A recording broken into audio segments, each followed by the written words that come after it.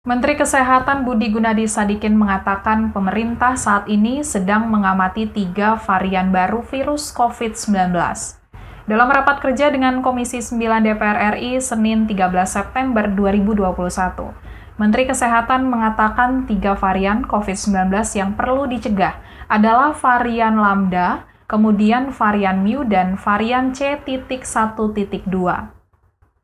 Menteri Kesehatan menjelaskan varian Lambda dan varian Mu sudah masuk klasifikasi varian of interest oleh Organisasi Kesehatan Dunia WHO. Keduanya ditemukan di Amerika Selatan. Lambda terdeteksi di 42 negara dan varian Mu sudah ada di 49 negara.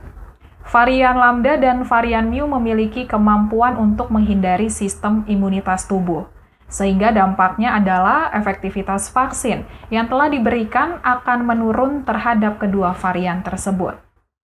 Sementara itu, varian C.1.2 masih belum masuk kriteria varian of interest atau varian of concern, namun tetap dalam pemantauan.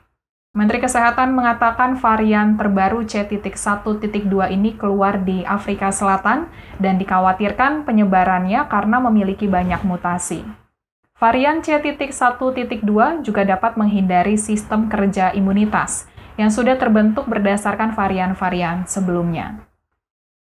Menteri Kesehatan Budi Gunadi Sadikin menuturkan belajar dari kasus varian Delta.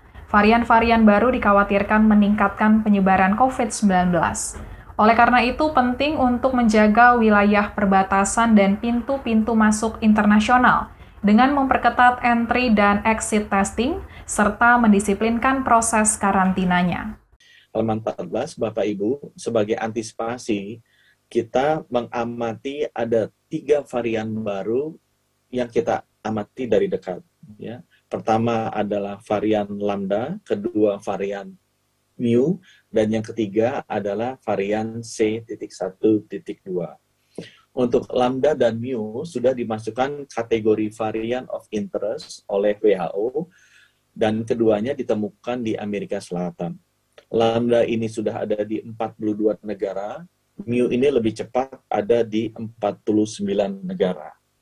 Analisa secara saintifik masih dilakukan apa dampaknya, tapi yang paling sering keluar di jurnal-jurnal adalah bahwa kedua varian ini memiliki kemampuan untuk menghindari sistem imunitas atau sistem kekebalan dari tubuh kita, sehingga efektivitas dari vaksin yang diberikan akan menurun terhadap kedua varian ini.